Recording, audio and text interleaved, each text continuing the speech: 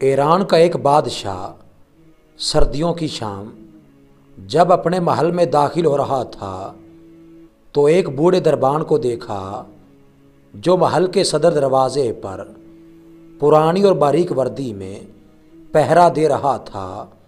बादशाह ने उसके करीब अपनी सवारी को रुकवाया और उस बूढ़े दरबान से पूछने लगा, सर्दी नहीं लग रही?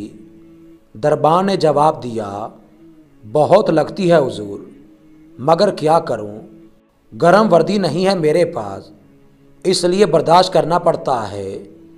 मैं अभी महल के अंदर जाकर अपना ही कोई गरम जोड़ा भेजता हूं तुम्हें। दरबान ने खुश होकर बादशाह को फर्शी सलाम कहे और बहुत तशक्कुर का इजहार किया, लेकिन बादशाह जैसे ही गरम महल में दाखिल हुआ दरबान के साथ किया हुआ वादा भूल गया।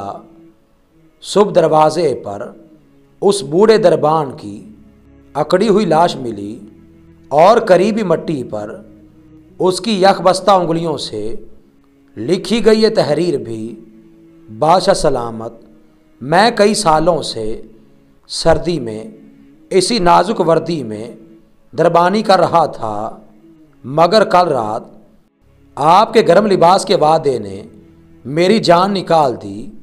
सहारे इंसान को खोखला कर देते हैं, इसी तरह उम्मीदें कमज़ोर कर देती हैं।